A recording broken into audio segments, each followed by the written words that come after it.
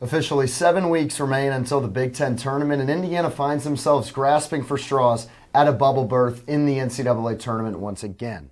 While there's still plenty of basketball to be played, our panelists will discuss what needs to be done in order for Indiana to pick up some crucial conference wins in the coming weeks. Hello and welcome into Before the Basket, the IUS TV Sports pregame basketball show. As I'm joined by Josh Bode and Evan Kamikow, I'm Hank Joseph. Myself, of course. Fellas, thanks for coming on. I don't know. We're not much panelists. We're just here, But it's fun. Let's talk Indiana basketball again. I think you guys are panelists. I would consider you Indiana basketball experts at this point because, unlike most fans, you've been able to make it watching through every single game. Man, there are just times I really wish I was at the bar. I've had a good time watching so far this year. Good. That's good to hear. Well, let's take a look at something that we all had a good time watching.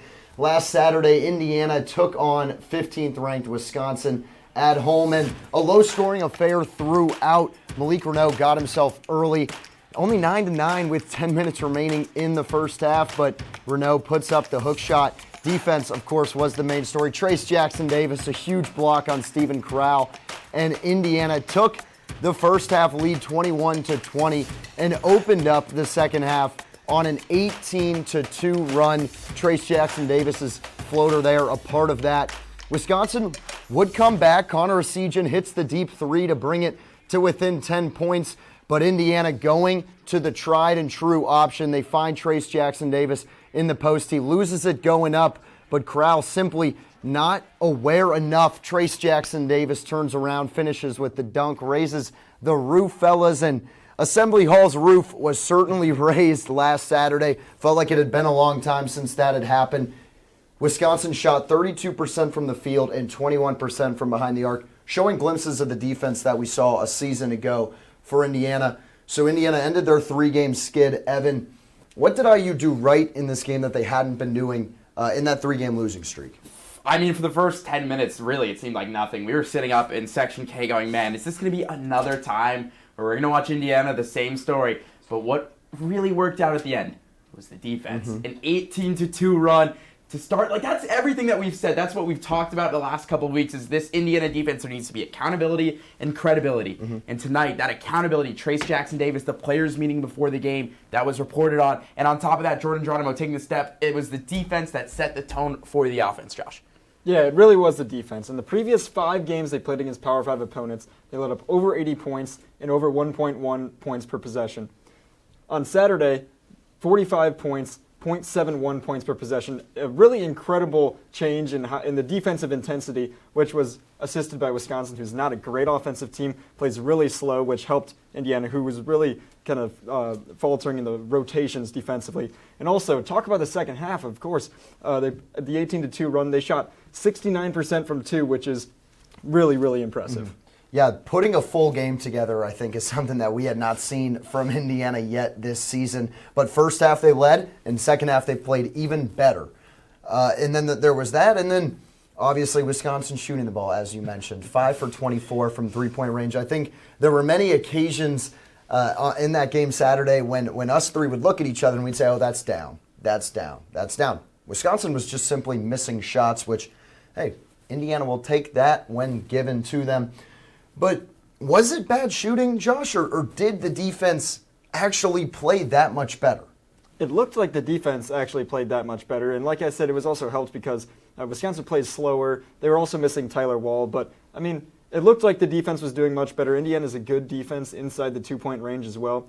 Trace Jackson-Davis was having a great day inside the arc as well, blocking shots, all that sort of stuff that he's great at. And to your point, I think it was a combination of both. 5 of 24, that's not going to win you many Big Ten games. We've seen that. We've seen Indiana shoot like that before. But I think it also credits to the defense. They were stepping up. They were, after that first 10 minutes where it was a little bit rough, they were crisp on rotations. They were getting to their defenders and locking it down. So I think it was a combination of both. Do I think they can take it on the road against Illinois?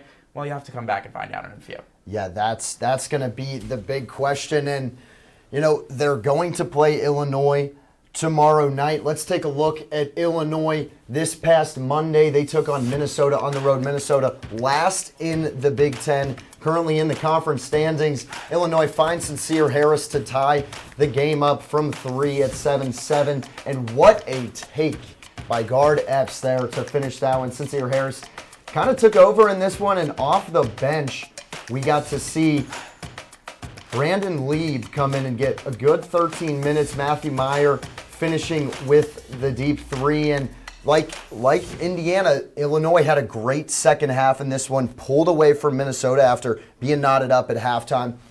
So Illinois, they're a good team, but it's a much different team, guys, than the one that we saw even on March 11th in the Big Ten tournament that Indiana was able to escape. Let's see what Mike Woodson had to say about this new Illinois squad.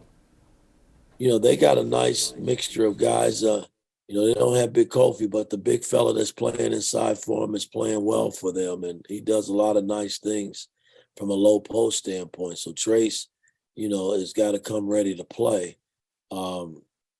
But, I like their team. I think they're well coached, and, they're playing at home.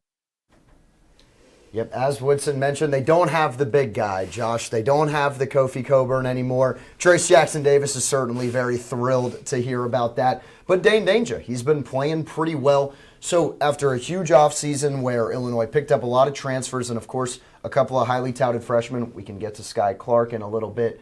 How do you think Illinois has fared this season? They were expected to be in the 2 to 4 range in the Big Ten, and they currently sit at 5th. Yeah, well, it seemed like it's been an up and down season for them, but they have yet to lose back-to-back games. After they beat Texas, it looked like they were going to be in that upper echelon of college basketball, and then they got blown out by Penn State and Missouri. They're on a 4-game win streak, though. Took care of business on road games against the bottom of the Big Ten, took care of business on home games against Michigan State and Wisconsin. So they've been playing much better. Terrence Shannon, he's going to get his over 17 a game, and you mentioned him. Dane Danger, 11.7 points, over 6 boards, and 2.7 blocks a game in his last 6 games. He's been huge for the Illini recently. And this is an Illinois team where you look at it and, they lost Sky Clark, obviously. We'll get to that in just a few. But you lose Kofi Coburn, but you bring in a national champion in Matt Mayer, who won with Baylor a couple of years ago. Dane Danger, somebody from Baylor who's been under Scott Drew, a winning program. So Brad Underwood did a really good job at retooling this team and getting them ready. Now, do I think, like Josh said, they've taken care at home. They've lost games on the road. How are they going to fare? How have they been doing? That 2 to 5 range is what we thought. I think 5 is a good spot. Again, they struggled early. I think they're finally finding their footing. A lot of time college basketball really doesn't matter until February, and how teams look in February. I was somebody who said last year, Auburn's going to win the whole thing in January. I was way off on that. So it doesn't matter if you're not looking good. As long as you're starting to get crisp by February, and I think this Illinois team is, Indiana's going to have problems. Yeah, and when Indiana went on that incredible run, beating Xavier, beating UNC, Illinois looked like they were scraping the bottom of the barrel after that loss to Missouri. Everybody was asking all these questions, what's going on, and they really have righted the ship in a way. And the loss of Sky Clark in the transfer, or not in the transfer portal, just taking some time off. We saw it with McCaffrey at Iowa. I think that if we had come in here and he was obviously still starting for the team, most of us would say, that's probably the most intriguing matchup is Jalen Hood-Schifino, 5-star versus 5-star, point guard versus point guard. Evan, is there any specific matchups that you think are really exciting or that Indiana can maybe take advantage of tomorrow night? I'll give you 2. I think the Trace Jackson-Davis and Coleman Hawkins is got to be where Indiana gets the majority of their points. You know that they're going to have Matt Meyer down low. Dane Dangerous, too, is playing very well. So when Coleman Hawkins is on the floor, Indiana has to go to Trace. I think also Terrence Shannon against, Jalen Hood-Schifino. That's going to be something I'm sure that you'll probably end up talking about. I might have taken yours. But the real one I'm looking forward to is Matt Meyer versus Jordan Geronimo. Okay. Meyer is a championship caliber player. He's won a ring at Baylor. Jordan Geronimo, this is your time to step up. You did a great job against Wisconsin. Now can you do it at the highest level of college basketball? And certainly Meyer, might look at Jordan Geronimo as, okay, this is my time to eat, coming off a 19-point performance. What do you think, Josh? I really don't think there's a matchup that Indiana can really exploit or take advantage of. I think these two teams match up well with each other, like both teams do. I think Illinois matches well up against Indiana and vice versa. But the real big thing that I want to look at is how Indiana is going to fare inside the arc. Illinois is 9th in the country in 2-point defense. Indiana's up there as well in the top 15. So who is going to be able to win at 2-point shooting is going to be a big one to see who decides the game. And Indiana's going to need a role player to step up. Is it going to be Tamar Bates or Miller Kopp hitting some threes, or is it going to be Jordan Geronimo with a repeat performance of Saturday? That's what they're going to need to win this game. Yeah, and I think last year, when you look at the last time these two teams played, it might seem crazy, but Illinois was the 1 seed in the Big Ten tournament, and Indiana knocked them off as the 9 seed. Race Thompson, he really hasn't been a role player the last few years. He's been a fundamental piece of this team, but he had 3 threes in that game a season ago, and that's stretching the floor that Indiana's lost because Geronimo hasn't shown much of an ability. Sorry, I just had to clear my throat. Yeah, I'm glad you're okay. You're okay. But Indiana's going to need somebody to stretch the floor against Illinois, as you mentioned, one of the top 2-point defenses in the country. That's all from Before the Basket. Thank you so much for tuning in. From our director, Andrew Briggs, Josh Bode, and Eva Kamikow, I am Hank Joseph.